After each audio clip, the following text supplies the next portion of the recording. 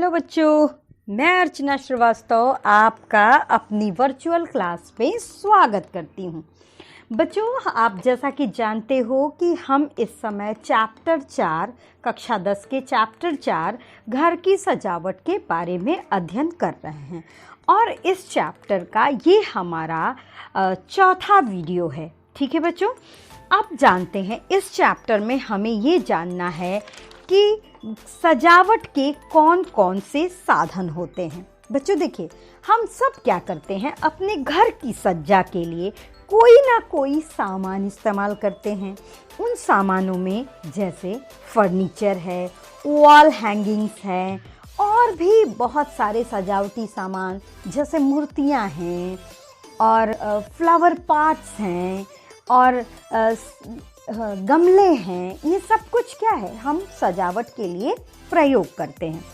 अब आइए एक एक करके जानें कि सजावट की कौन कौन सी सामग्री है और उसे किस प्रकार उसकी देखभाल की जाती है। तो सबसे पहले सजावट की सामग्री में हम आते हैं फर्नीचर पे। फर्नीचर बच्चों, आप जानते हो जो भी सामान हमारे उठने, बैठने, सोने अथवा लेटने के काम में आता है, जैसे दीवान, पलंग, कुर्सी, स्टूल, मेज इत्यादि। ठीक है, तो अब जानते हैं कि फर्नीचर कितने प्रकार का होता है ना बच्चों। अब देखो, आप सब ने देखा होगा, सबसे पहले आते हैं हम इस बात पे। सबसे पहला फर्नीचर आप सबके घरों में बहुतायत मात्रा में पाया जाता है, वो कौन सा है? वो लकड़ी का फर्नीचर। बच्चों देखो, लकड़ी का फर्नीचर हमारे घरों में बहुतायत रूप से प्रयोग किया जाता है। ये फर्नीचर कई प्रकार की लकड़ी से बनाया जाता है। इन लकड़ियों में देवदार, आबनूस, शीशम, अखरोट, चीड़ आदि की लकड़ी का प्रमुख रूप से इस्तेमाल होता है। फर्नीचर बनाने में हार्डवुड का भी आजकल बहुतायत प्रयोग होता है। दूसरा फर्नीचर है बच्चों, धातु का बना फर्नीचर। आप देखते हो ना, आपके आसपास में बहुत सारी धातुएं यूज होती हैं, बहुत सारी धातुओं का प्रयोग होता है, जिनमें से स्टील आपने देखा होगा ना। आजकल तो स्टील की पलंग, स्टील की कुर्सियाँ, स्टील के मेज, स्टील की डाइनिंग टेबल, स्टील के झूले इत्यादि चीज़ें आ रही हैं। इसके अलावा धातुओं में लोहे को भी बहुत ज़्यादा मात्रा में प्रयोग किया जाता है। लोहे के फर्नीचर भी इस्तेमाल किए जाते हैं और ये प्रयोग में काफ़ी मजबूत होते हैं। अब क्या है, कहीं कहीं एल्युमिनियम के भी फर्नीचर का प्रयोग किया जाता है। अगला है बच्चों, बेंत का फर्नीचर। लकड़ी की कुर्सियों में प्रायः बेंत का जाल बुनकर उन पर बैठने का प्रबंध किया जाता है। ठीक है बच्चों, बेंत की बनी कुर्सियां, मेज आदि हल्की होती हैं और विभिन्न रंगों से रंगी हुई सुंदर भी लगती हैं, किंतु यह धातु के फर्नीचर और लकड़ी के फर्नीचर की भांति बहुत टिकाऊ नहीं होती है। बाग या बाहर के बरामदे में, है ना, जैसे जो हमारा पोर्च वाला एरिया है या फिर टेरेस का एरिया है, वहाँ पे ये फर्नीचर रखे जाते हैं और उनका प्रयोग वहाँ पे किया जाता है। अगला है बच्चों, आजकल तुमने देखा होगा स्पंज के फर्नीचर, है ना, जिनको गद्देदार फर्नीचर कहते हैं। गद्देदार फर्नीचर का ढांचा एक्चुअल में लकड़ी का ही बना होता है, जिस पे नारियल का छिलका, रुई, भूसा लगाकर स्प्रिंग की सहायता से मोटे गद्दों का निर्माण होता है। आजकल तो बहुतायत रूप से, है ना, फोम की गद्दियों का प्रयोग किया जाता है। कृत्रिम आवरण शीघ्र गंदे नहीं होते, इनको सरलता से साफ किया जाता है। देखो बच्चों, ये क्या है ना कि इनका जो स्पंज है ना, उसके ऊपर एक कपड़े का कवर भी होता है जिसे तुम वैक्यूम क्लीनर से बड़े आराम से साफ कर सकते हो। ठीक है, और ये महंगा भी पड़ता है और टिकाऊ भी होता है। बच्चों देखो, सबसे बड़ी चीज़ है कि ठीक है, हमने फर्नीचर खरीद लिया है ना। अगर हम फर्नीचर खरीदने जाते हैं तो हमें किन किन बातों का ध्यान रखना चाहिए।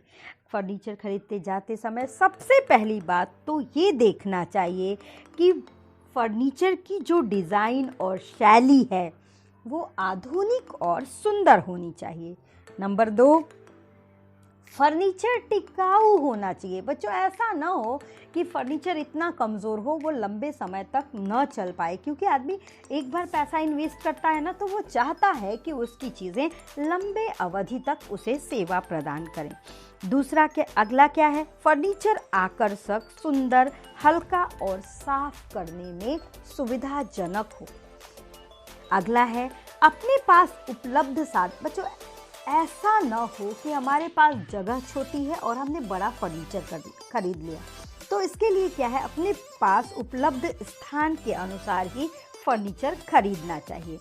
अपनी आर्थिक स्थिति के अनुसार फर्नीचर खरीदना चाहिए। ऐसा न हो कि हम अपने बजट से बढ़ के खर्च करें और बाद में हमें उससे परेशानी हो। फर्नीचर उपयोगी हो, ऐसा न हो कि उसका उपयोग ही ना हो और हमें वो सुंदर लगे और हम घर ले आएं और फिर वो कबाड़ की तरह पड़ा रहे। फर्नीचर सुविधाजनक और आरामदेह होना चाहिए। बच्चों देखो, आखिर फर्नीचर हम किस लिए, बैठने, उठने, सोने के लिए लेते तो हैं। तो अगर हमें आराम ही नहीं मिलेगा फिर उसको लेने का हमारा प्रयोजन क्या हुआ। तो हमें फर्नीचर हमेशा ये देख के लेना चाहिए कि वो हमारे लिए सुविधाजनक और आरामदायक है कि नहीं। अगली सजावट की सामग्री है बच्चों पर्दे। देखो, प्राचीन काल से ही हमारे दरवाजे, खिड़कियों पे पर्दा लगाने की प्रथा है। पर्दा लगाने का उद्देश्य केवल घर को आकर्षक बनाना नहीं होता है, बल्कि क्या होता है, उससे जो धूल, डस्ट वगैरह है वो भी रुकती है। अब जानें पर्दे लगाने के क्या उद्देश्य हैं। देखो बच्चों, सबसे पहला उद्देश्य तो यही होता है कि घर की सुंदरता में वृद्धि होती है। दूसरा क्या होता है, तीव्र प्रकाश। अगर किसी विंडो से बहुत तेज रोशनी आती है तो आप पर्दे लगा के उसे कम कर सकते हो। कहीं से बहुत तेज हवा आती है और गर्मी है, गर्मी को भी आप पर्दों के थ्रू रोक सकते हो। तीसरा क्या है, हमारी आपकी गोपनीयता बनाए रखने के लिए भी पर्दों का प्रयोग किया जा सकता है। अब बच्चों देखो, कैसे हम पर्दे चुनेंगे। उचित रीत से पर्दे लगाना कोई सरल कार्य नहीं है। पर्दे लगाना भी एक कलात्मक कार्य है। पर्दों के रंग का चुनाव करने के लिए गृहिणी को कमरों की दीवारों तथा अन्य वस्तुओं के रंगों को ध्यान में रखना पड़ता है। पर्दों का रंग ऐसा होना चाहिए जो कमरे की अन्य वस्तुओं के रंगों के अनुकूल हो, ताकि कमरे को एक हार्मोनी दिया जा सके। अगला जो ये है घर की सजावट की सामग्री है वो है दरी और कालीन। ठीक है बच्चों, हम सब दरी और कालीन का प्रयोग करते हैं। शीत ऋतु में शीतल स्थानों में फर्श पर दरी और कालीन बिछाना तो बहुत ही ज़रूरी हो जाता है। ठीक है, अब देखो कालीन की किस्में कहाँ से आती हैं। कालीन की कई किस्में हैं, जैसे सूती, ऊनी, कृत्रिम तंतुओं से बने हुए, कश्मीरी, मिर्ज़ापुरी, मुर्शिदाबादी आदि कालीन की किस्में हैं। कश्मीरी और मिर्ज़ापुरी और मुर्शिदाबादी कालीन सुंदर बहुत होते हैं लेकिन बहुत महंगे होते हैं। दरी और कालीन का चुनाव किस प्रकार करना चाहिए। बच्चों देखो, दरी और कालीन का चुनाव करते समय हमें दरी का रंग और नमूना कमरे की अन्य वस्तुओं जैसे पर्दे, गद्देदार कुर्सियों से मेल खाता हुआ होना चाहिए। ऐसा नहीं है कि हमने ब्राउन कर्टन्स लगा दिया है तो हम ग्रीन कलर की कालीन बिछा दें। वो ग्रीन कलर कहीं ना कहीं, चाहे हमारे सोफे में आए या कमरे में कहीं ना कहीं से उसे कॉम्बिनेशन मिलना चाहिए। अब देखो, बैठक में तो हम किसी न किसी रंग को प्रमुखता देते हैं ना, तो जिस रंग की प्रमुखता हमने दी है, कालीन और दरी भी उसी रंग का होना चाहिए। इसके अलावा कालीन के रंग और डिजाइन के प्रकार से चुना गया कालीन छोटे कमरे के हिसाब से छोटा और बड़े कमरे के हिसाब से बड़ा होना चाहिए। छोटे कमरे में हल्के रंग की कालीन और बड़े कमरे में डार्क कलर की कालीन अथवा दरी का प्रयोग किया जा सकता है। अगला है पुष्प सज्जा।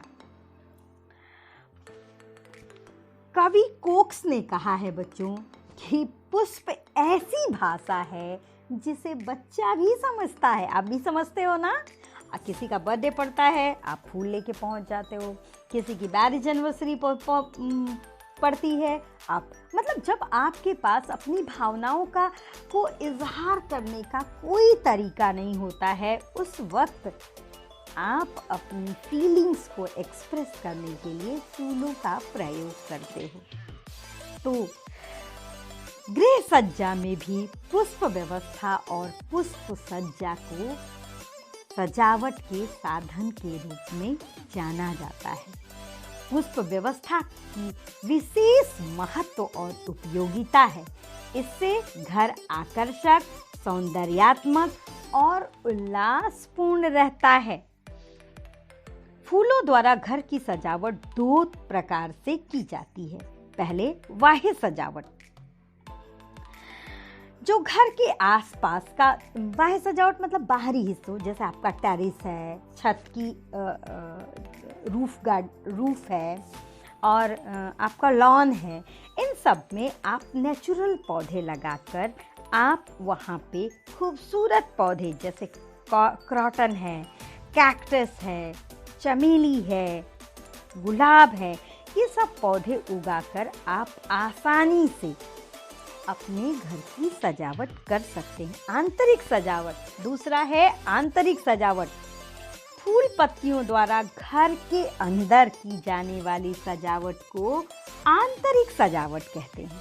घर के अंदर ड्राइंग रूम में, डाइनिंग रूम में, शयन कक्ष में आदि अन्य कक्षों में हम फ्लावर पॉट लगा सकते हैं। पुष्प सज्जा में भी कला के सारे सिद्धांतों, लय, अनुपात, संतुलन, बल और अनुरूपता का ध्यान रखा जाता है। पुष्प सज्जा की विभिन्न शैलियां हैं, जिनमें से परंपरागत शैली, विदेशी शैली और आधुनिक शैली है।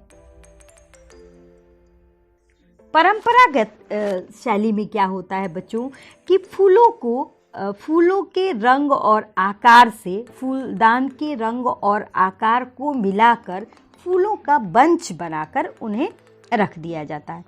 अब दूसरा है विदेशी शैली। इस शैली में पुष्पों को विदेशी रंग से सजाया जाता है।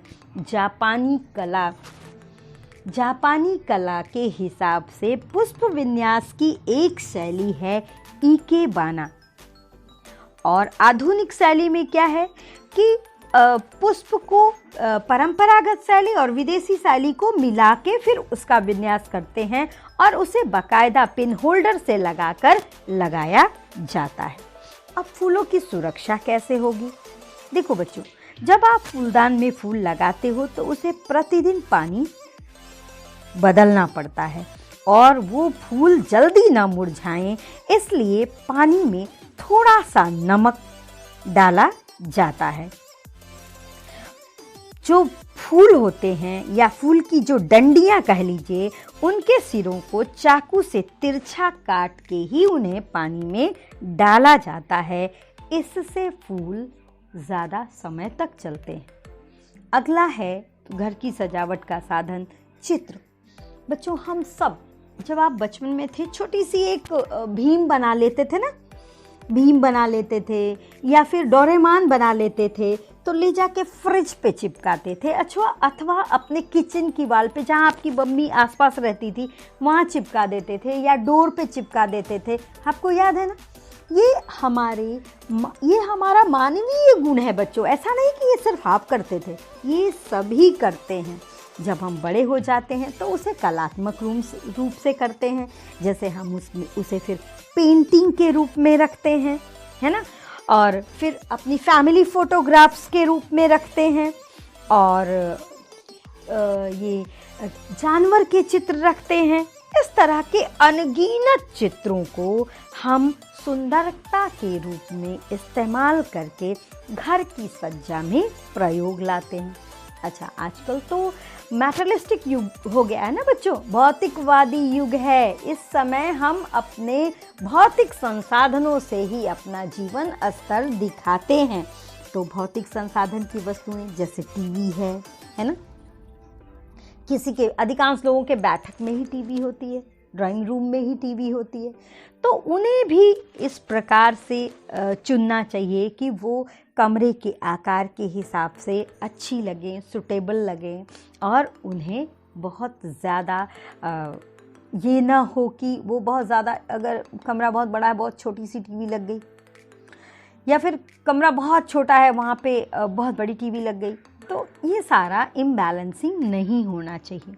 इसके अलावा भी बच्चों आप बहुत सारी चीज़ों का प्रयोग करते हो, जैसे ऑर्नामेंट्स हैं। ऑर्नामेंट्स जैसे कोई स्टैच्यू आप मार्केट से ले आए ना, आप एक सुंदर से गणेश जी को ले आए, आप एक सुंदर हाथी ले आए, या फिर सीप की कोई वस्तु लाए, फोम की कोई वस्तु लाए, उसे किसी दीवार पे लटका दिए, अथवा किसी टेबल पे उसको खड़ा करके रखे। वो चीज़ ब्रास की भी हो सकती है, चांदी की भी हो सकती है, तो उन्हें सज्जा में प्रयोग किया जाता है।